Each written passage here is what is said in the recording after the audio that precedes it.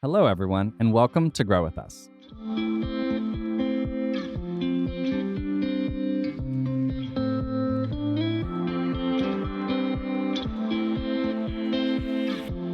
My name is Evan Barton, and I'm your host who helps create conversations with the innovators and leaders of a growing tech center in Tulsa, Oklahoma.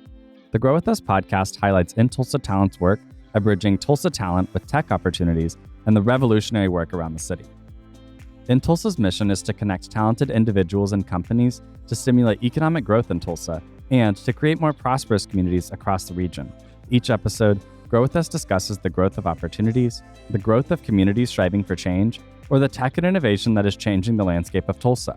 On this episode of Grow With Us, we are in conversation with Krystal Speed, the founder of Your HR Strategist.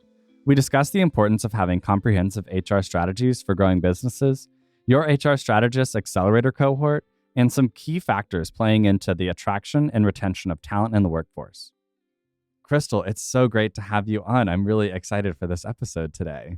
Well, I'm excited too. It's always a pleasure speaking with you, Evan. So this will be great. Yes, I'm really excited. I'm pleased to inform you that since our last conversation, which we had about like a couple weeks ago, I feel like I'm in a much better headspace than I was at our last conversation. We were able to dive deep into some mental health conversations and kind of just seeing where each other were at. And I want to just first start off and say thank you for that, for holding that space for me. And I feel in a much better place now. Excellent. No problem. And I was thinking about you since then, but I'll share that later. But let's go ahead and tell our Grow With Us audience kind of what is your story and who is Krystal? Tell us your story in whatever way you feel comfortable. Okay. Well, excellent. It's funny. I feel like when you ask that, it's like loaded. Like, do you really want to know my story? We do. But yeah. Very much how I kind of define myself. I am the youngest of three girls. And I grew up in Arizona, of all places. So from 2nd to 9th grade, that's where I grew up. We moved to Arizona. My dad was like in the reserves army, and he worked for Booz Allen Hamilton, and they sent us to like the middle of nowhere, Arizona, to open a new office. And within a year, the office closed, and my dad decided that he wanted to build his own business. He decided that he wanted to go into government contracting, doing IT.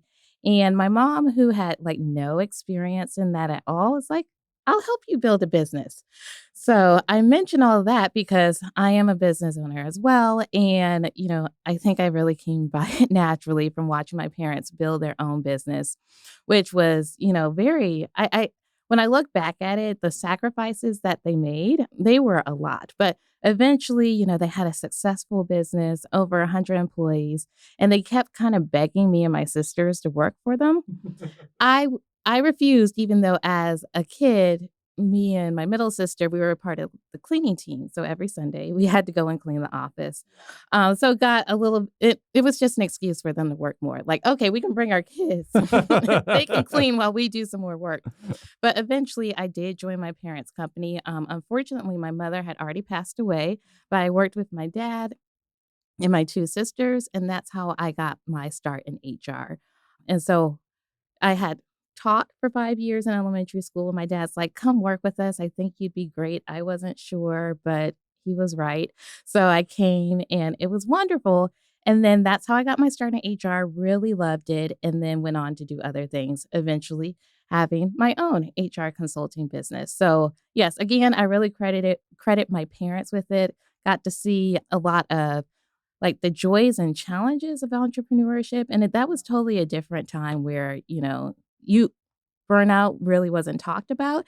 And so just how hard they grinded, like I want a successful business, but I'm not willing to put my life on hold for it. So there were some great lessons that I learned just from witnessing it as a child. Oh, that's so cool. There's so many things I want to touch on. I really like the idea of your parents being the first example of like work ethic and also like that sweat equity that can kind of go into being an entrepreneur. Yeah. Is really cool to kind of see both of your parents demonstrate in kind of the same venture, which is really cool. Right. And I really like that. I think that, it being a family business is probably like another element that is kind of interesting. It's kind of all part of the American dream type of thing where like, you're able to provide opportunities to not only the people in your family, but also you said they grew the company to over 100 employees, which is like amazing. Mhm. The impact that had on that community.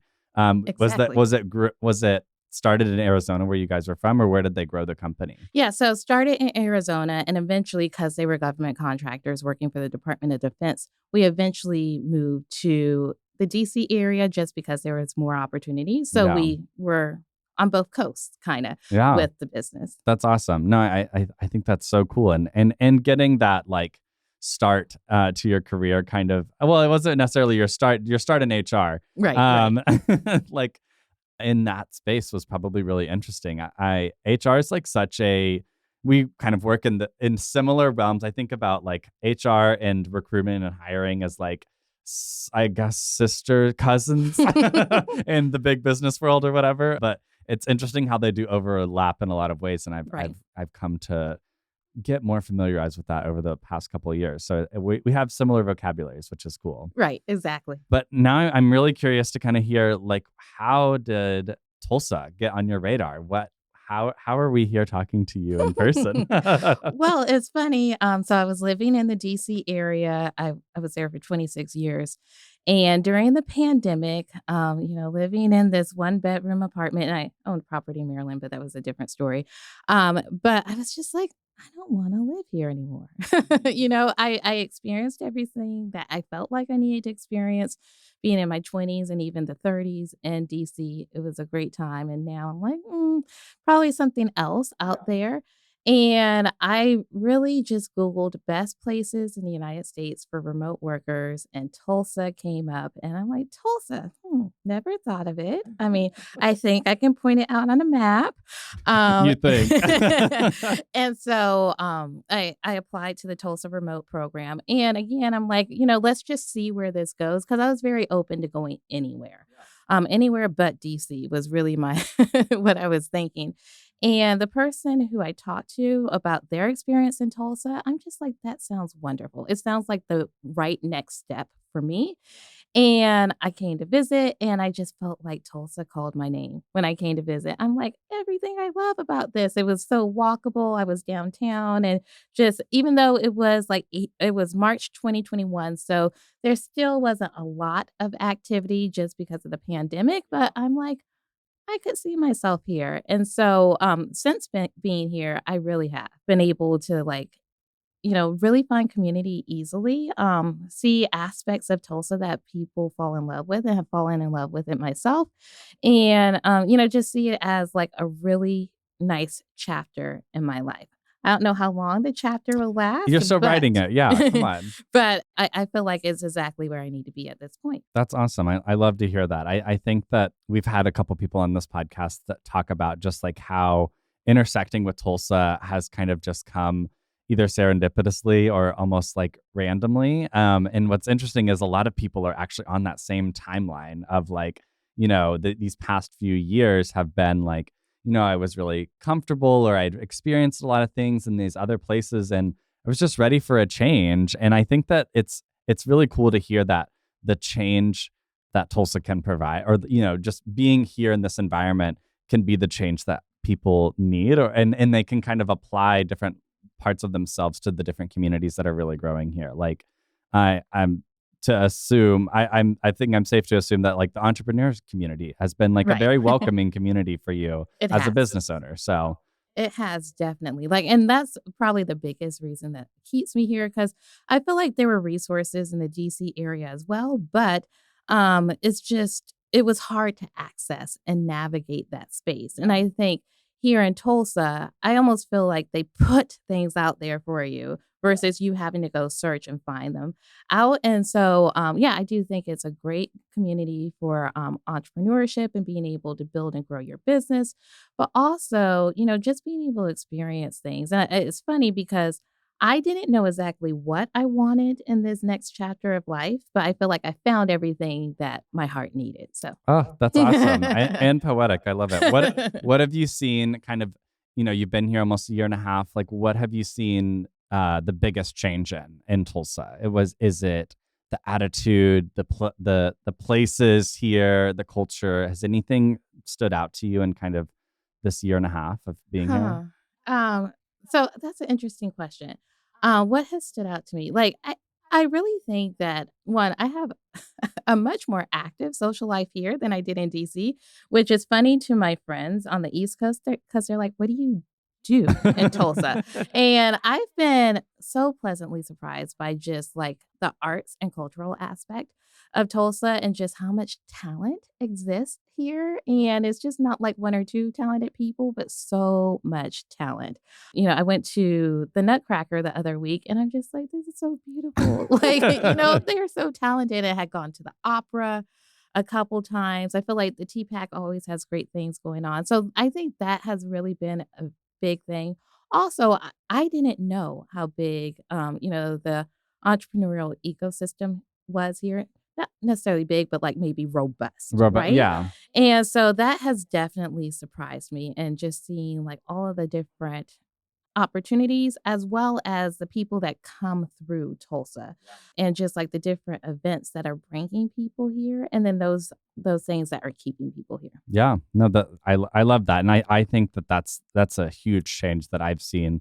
One, because I have the exposure to it, just in needing to slash wanting to know kind of how people are operating in this space, but then also it being novel that this type of programming, this type of community didn't exist before, the last couple of years or so, and so it's cool to see one people like yourselves like benefiting from those communities growing and thriving, and then also reinvesting in it to keep it going, which is so cool to see. Right, right.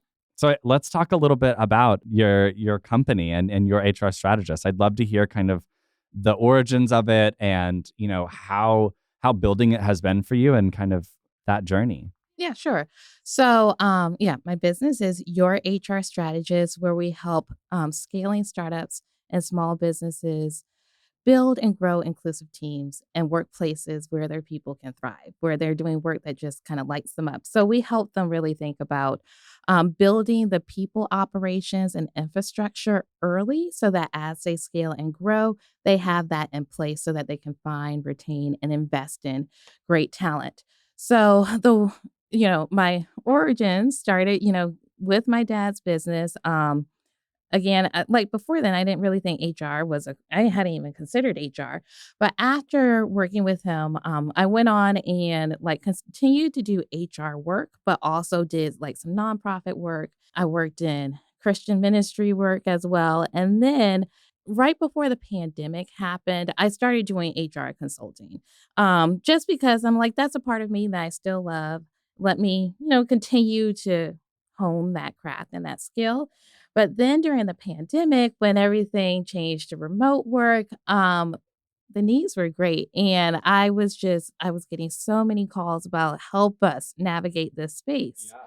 And so I decided to go in the business full time and make that like, the full focus, which has been great. And so since then, and so I was still in the DC area. So that's where I started the business. Since then, I've been able to bring on one employee and have a couple contractors. And again, just serving businesses. And we've done businesses anywhere from like 3 employees up to 300. But I really think the sweet spot and where our gifts lie is thinking about the strategic building components, like the framework of what, a good HR department looks like and being able to help organizations that are right at the cusp of growing to grow well. Because what I was finding is people were calling us in to help them as lawsuits were looming Yeah, or when it was like too late almost. yeah, or like toxic culture was showing itself and it's like Yeah. we have a problem. And so even though I love that type of work as well, I say I can be a fixer, I really can, but I'd love to be a builder, right? Yes. So that Yeah. we're building well together, saving time and stress and money and being able to build it right the first time in a way that is that you can scale. Of course, you're going to run into like some hiccups and challenges along the way, but if you have some infrastructure set foundationally, it makes those growing pains less painful. Yeah, no, I love that point about being a builder instead of a fixer kind of in this space because it does feel like it's funny, like before I got in like the business world, I guess my only understanding of HR was like from watching The Office. And it's so Yes. funny because I'm like, it's been so many years since I've watched The Office. I'm like, who was the HR in The Office? I'm pretty sure it was Toby, It right? was Toby, Who yes. who Michael Scott, which of course he's obviously a satirical character, but like just absolutely hates HR. HR is the devil. HR is everything that everyone hates because it's essentially the rules you're supposed to follow. Right. And I know that there was lots of fixing going on at Dunder Mifflin because of all of the HR problems that could have arisen and did arise over that show. But it's kind of interesting to think about it in that, like, obviously that media portrayal versus like the real life implications and practice of this in this space, because it really is how a business can thrive or crumble. Exactly. I mean, it really is that, like, I don't know how to metaphoricize this a little bit better than like maybe it's the bones of an organization. Like you have to have the bones, and the bones are how you treat other people, and the bones are how people can see your workspace as a place that they're not going to just check their card and be gone in 6 months or whatever. It's a Right. place they can grow and see how they're going to develop as a person, how they're going to see their coworkers, enabling them to be better at their jobs. It's really interpersonal, Mhm, is the way that mhm. I would define it. Oh, definitely. And so it's funny as you were talking about Toby. I mean, because I love The Office and I love those memes because I'm like, I feel like that's how people look at HR Yeah. and people operations, unfortunately, like they're going to the principal's office, like, hey, Yes. I got in trouble. And and so I really like partnering with leaders and thinking about, no, we're here to support the organization overall. It's not Mhm. employees against employers. It's not like, Your boss oh, versus right.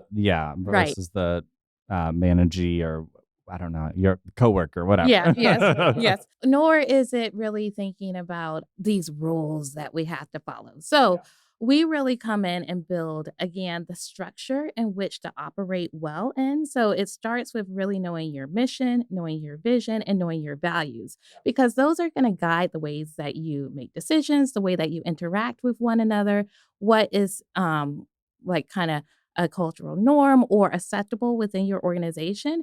And what I've found working with leaders is sometimes we have to get past some of their own workplace trauma and like things that they saw other people do when they were like looking up to their managers, where it's like, oh, well, this must be how it's done. No, that manager wasn't operating in a space that really like supported and respected employees. And so some of that is really shifting the mindset and being self-aware. So I work a lot on my own self about being self-aware, and I'm so glad I did before I had my own staff, because you know the things that kind of get under my skin or the things that I would have been like, no, that's not acceptable. I realized it was based out of, like, just kinda some of the fears or, assumptions that I had versus what were actual best practices. So, luckily, I worked on some of my own issues first, and I think you constantly, uncover some of those stories that you tell yourself in your head, but that's part of the work that we do with leaders as well, is, like, kinda challenging some of these assumptions and, like, if you were in this spot, how would you want someone to treat you? You know, so even when we talk about we help design like interview process. So take the standpoint of the candidate. What would you want to see at each step in that process?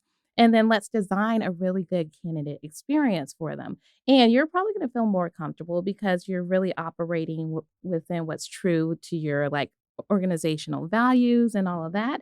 And it's probably going to yield a better result and a better top candidate from the process. Yeah, exactly. You're going to be able to see like who is responding well to this, the process that you designed that's based off your mission and values. I want to point out another thing that I feel like is kind of wrapped around this HR conversation a lot, especially when it comes to strategy, is culture and team. Mm, What the company defines as the team culture. It's really interesting. We kind of, just my observation in this space, is that a lot of companies have a culture, but they can never define it, or oh, yeah. they're saying, or essentially, if you read between the lines, team culture or a culture fit for a candidate essentially means they want the person to look like them and to think Mhm. like them.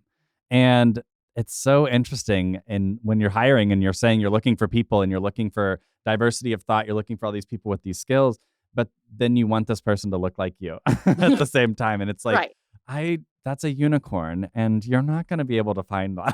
that. Well, it's funny. I feel like you bring up a lot of things that I'm passionate about, but one of them is, thinking about what are those organizational values and being able to align that with what you're looking for. And also, like, organizational values should then impact culture and how we live out these values through our policies, our practices, and the norms that have become part of who we are as a team. And so it does take a lot of, I would say, intentionality and care around ensuring that, those organizational values just don't live on a wall somewhere, that we actually embed them and live them out in our own leadership as well as in the organization. Part of that is being able to celebrate and call out when we see these values lived out by our people. And then also having the brave conversations when we might do something as leaders or individuals that are counter to those values.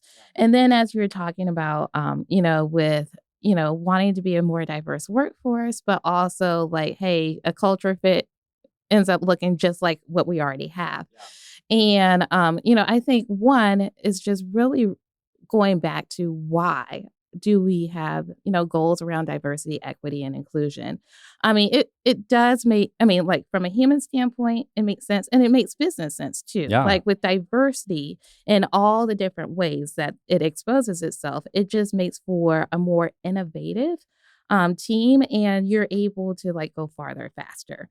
But one thing is, so I say you mentioned a lot of things that I'm passionate about. The other one is unicorns. Yeah. So I have a podcast. It's called The Unicorn Talent Hunter because I do believe Oh, I in didn't know if I knew unicorns. the name. Yes, you got to believe in unicorns Yeah. sometimes. But the way that I talk about unicorn talent is, what is a good fit for your organization, the perfect fit for your organization. We're not doing this whole laundry list of like, oh, they have to have this many years experience, these certifications and that thing, those types of things, but really looking at our mission, our vision, and our values, what would make for a really good fit within our organization, really complementing what we're doing as well as expanding just what we're doing and the culture that we have in our organization.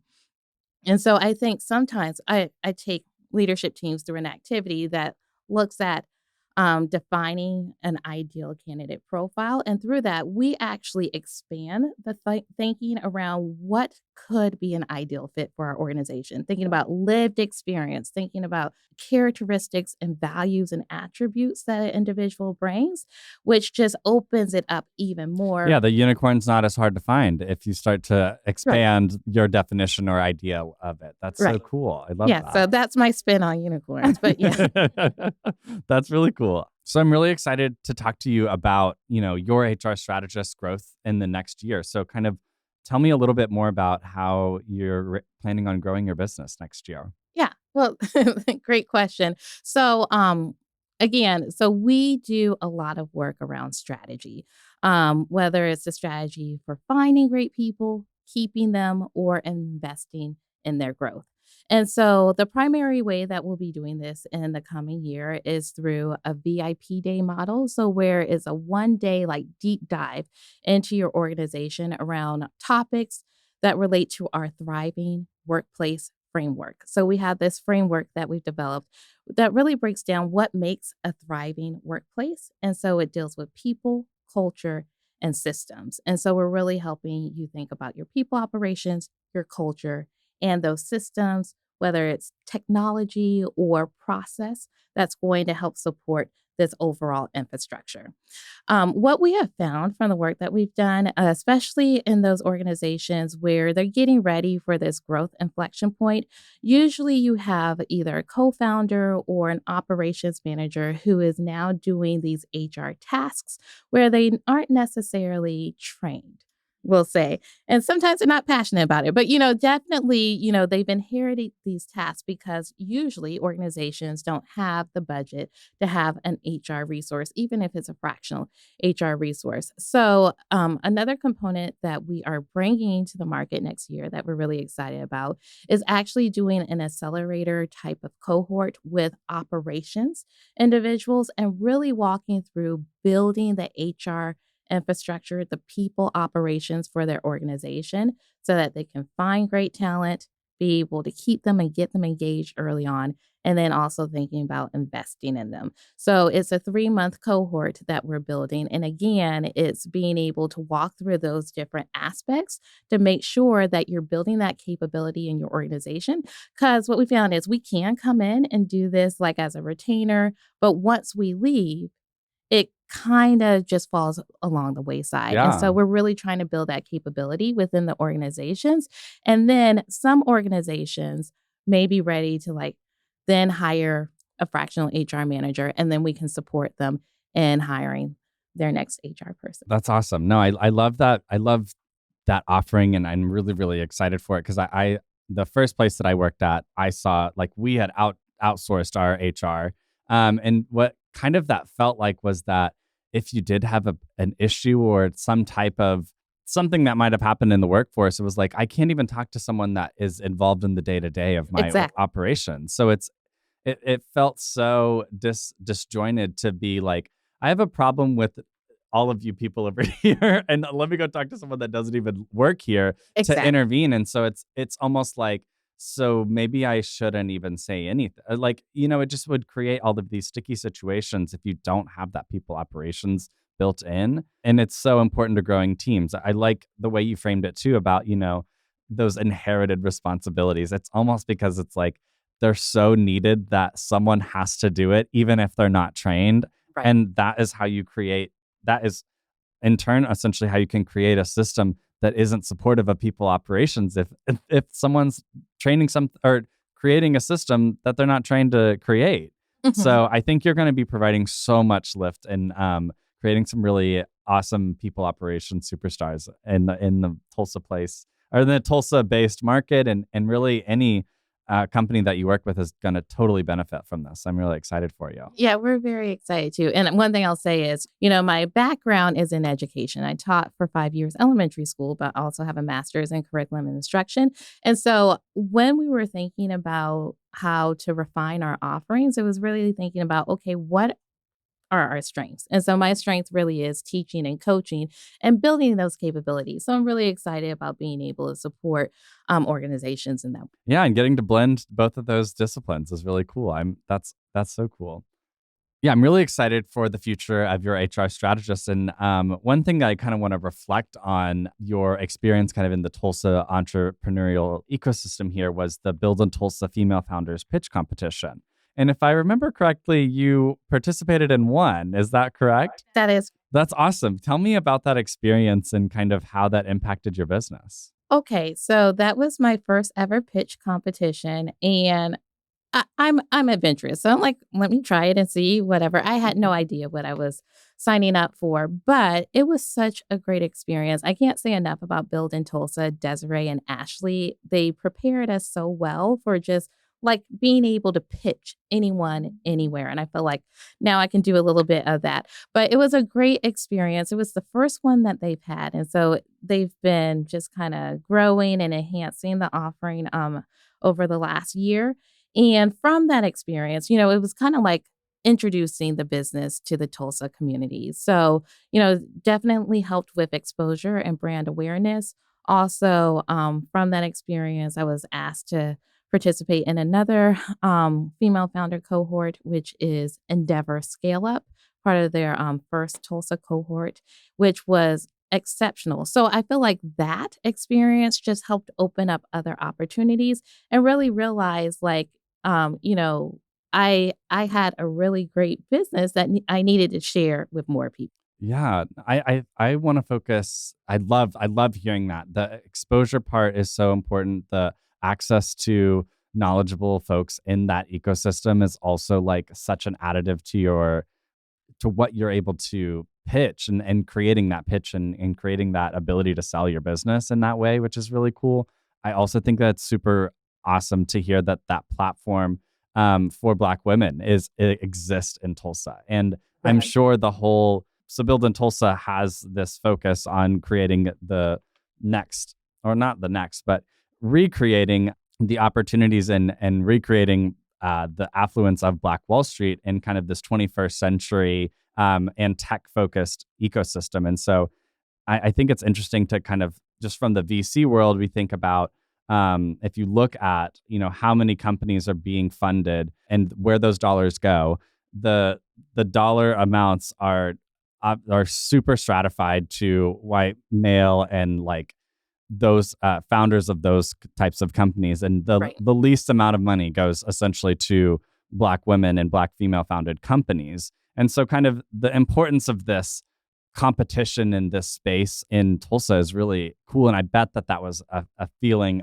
that was or a sentiment that was addressed at that event. And kind of then you had the shared camaraderie of like the successful Black women pitching their businesses. I just, it sounds like such a cool way to like see not only your business grow and the skills you get from it, but then also seeing the residuals of that as well.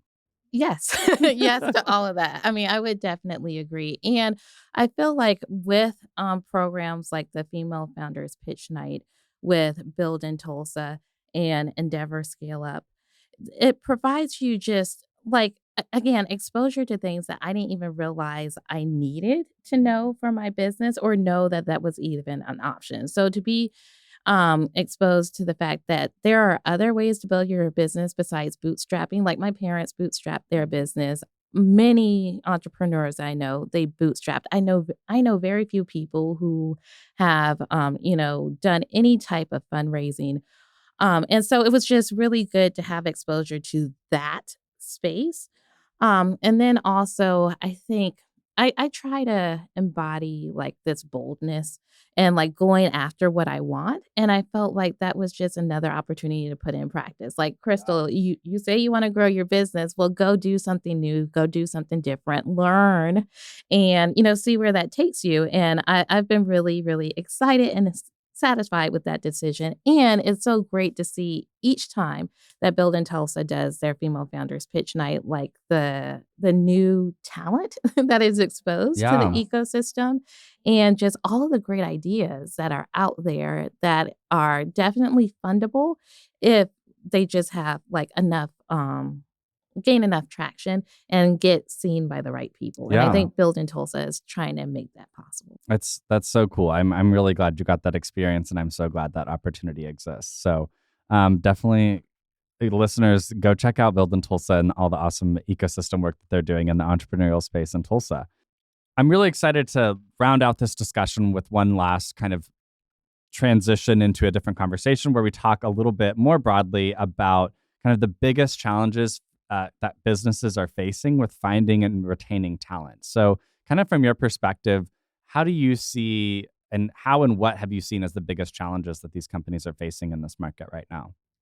Great question. So there are a couple of challenges that some of which I feel like have always been there and they're just more pronounced. And then other challenges that are new within where we see ourselves now. So one is where to find great talent. I feel like that has always been something that has eluded people. And so usually when I'm working with organizations, it's thinking very creatively and outside of the box of where individuals are. And looking for passive candidates rather than those who are currently on the job market. I mean, you definitely want to have a balance of both, but usually passive candidates are, they're not necessarily looking for a new opportunity, but with the right one, that is super exciting. And they're a bit more committed to that particular opportunity because they're actively saying, yes, I'm going to leave this like stable job in order to join your organization. And so I just like being able to do recruitment with passive candidates. But it really does take some creativity around where do these people hang out? And that's usually how I phrase it with my clients. So let's think creatively about this ideal candidate profile and where do they hang out? And let's go hang out there too, you know? So and this helps a lot with individuals that have DEI goals as well, because usually they're like, we just don't know where to find them. Well, we just need to go probably 1, 2, maybe 3 layers deeper to really think creatively about where these people hang out because they're out there. And it just may take a little creativity and thought on our part to do so. So I think that's one thing that's always there. It's like, where do we find great people?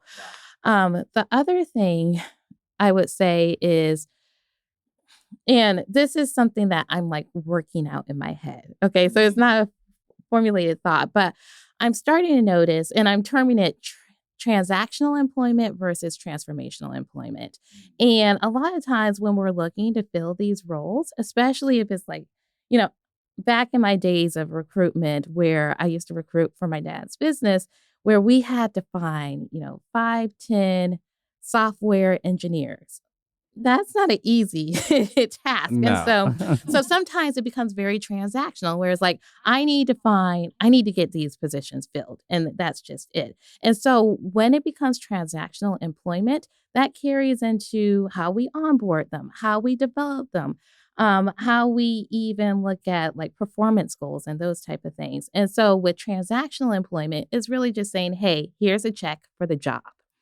With transformational employment, and this is what really people are looking for now, is work that is meaningful, where they're going to be valued and respected, where they feel like I can take these skills that I've gained through previous employment experiences as well as lived experiences and putting it into a role that I really, really enjoy. And so that's transformational employment where, you take kind of the strengths, I call it the zone of genius, of where people just shine and being able to pair that with your mission. And if there's having that values alignment as well, it just makes for like a wonderful fit where the person enjoys what they're doing and it like spills over to the team really enjoying what they're doing together. And then organizationally, being able to go farther, faster together. So I do think being able to make that shift. And even though it's like, oh, I need to get this position filled, being committed to the transformation that happens by having a good fit with soft skills and technical skills that's going to help the organization move forward. The other thing is definitely, I'll say total reward. So compensation plus benefits. There's the component of pay transparency where definitely if organizations have not come up with their compensation philosophy and a pay structure that is equitable, that's going to be a big thing that's going to drive candidates joining your organization or not. Even more with, various states as well as localities having pay transparency laws. And I think that's something that organizations really need to take some time in thinking through and being able to determine, one, how do we pay our people? Where do we sit in the market? And if we can't necessarily go up in compensation because of budget, what are some of those other benefits, whether monetary or non-monetary, that we're providing that makes for a fair compensation or the total rewards package for our people? And the last thing I'll say is definitely the focus on holistic well-being. We really focus on creating workplaces where people can thrive. And well being is a central component to that. And not only just well being as far as like career well being, like knowing that you're being paid fairly, you're doing work that you enjoy, that lights you up in a place that is a healthy work environment, but also thinking about what are those other components that support an individual's well being and how, as an employer, are we ensuring that we're helping them put in boundaries, helping them realize symptoms of burnout, and supporting individuals in hopefully not reaching that point, but if they do, providing resources around that. So I do think well being is another one that organizations really need to spend time and invest in resources and understanding how they can support their people that way too. Oh, those are great points, and I will just underline how important I find well-being, and also like how much I think that part about finding the meaningful work that lights you up is also really important. I think it's interesting to think about, like, just as a young person, like going through college and having some work experiences involved in that timeline in my life, but prior to that and prior to being in this space, like there wasn't a lot of exposure to try out a lot of things to find out what lights you up. And so thinking about that's something that I've kind of been just thinking about quite a bit over the past couple of weeks is like what are things that you can try to see if you find that fulfilling, or if you or to see if you do enjoy helping people in this way. And I think that an employer being a big part in encouraging that environment is how you're going to get that retention, in the sense that it's almost a holistic approach as well, because you're like, I care that you like this job. From the employer perspective, it seems almost like weird to say it out loud and maybe even phrased in that way, but it's like, if you want happy employees, you have to make your employees happy, and that is a way in which to do that. Not to it almost then becomes just transactional in their labor, kind of like you were saying. If it feels transactional in the hiring process and in the onboarding process, and then once it gets down to doing the work, it's like, well, yeah, we need these things from you, and if you don't get them, then we're gonna have to find something else. Like, that is not where I think we're sitting at in the market when it comes to talent now in the workforce. And I don't know if that's a generational thing. I don't know if that's the industry and the whole working world has just been like, we want to be treated fairly. And it's just this weird culture shift that I am enjoying from a like philosophical standpoint, and that fact that I think that work isn't I don't necessarily want to live to work. I want to work and live at the same time, and be, I don't know, I want those to be good things, since it's something we spend almost the rest of our lives doing. Exactly, exactly. And I mean, I think it's probably just a convergence of a lot of things, where it makes it a ripe point in time to be able to invest in this. And one of the things that I think is really important, uh, thinking about as a CEO or a member of senior leadership, is opening up conversation within your organization, being transparent, honest, and having these brave conversations. I think there was a point in time where we're like, oh, we don't even want to open up this can of worms. You don't need to be happy. Just do your work. Like, I don't care if you're happy, because we just need you to get the work done, and afraid of what the answer might be. But I found that when we do engage people around, okay, so one, understanding what your strengths are, as well as what brings you enjoyment. If this particular role isn't bringing you enjoyment, and there are opportunities to move you to a new role, transition into a new opportunity that is more aligned with your strengths, I'd much rather do that versus having you suffer in a role that you're really not doing your best, and we're really not getting like best products from you. Yeah. Like, that doesn't serve anyone really well. So I do think it's beneficial to have these conversations and being open. I mean, of course, you're going to need to be willing to hear what comes out, Yes. as well as open to coming up with a solution, hopefully together collaboratively. But I just think that those make the best work environments. And I've appreciated the bosses that I've had in the past who have either seen something in me and said, "Hey, Krystal, why don't you try this out?" Like, things I would have never thought to try. And someone saw this capability and like, go try it. Let's see what happens. And it really lit me up. Or if I was proactive and said, this is something that I really enjoy, like my last boss, probably the last boss I'll ever have, because I feel like I'm gonna run this business forever. But he understood that there were some things within that role that I wasn't going to be able to do that really lit me up.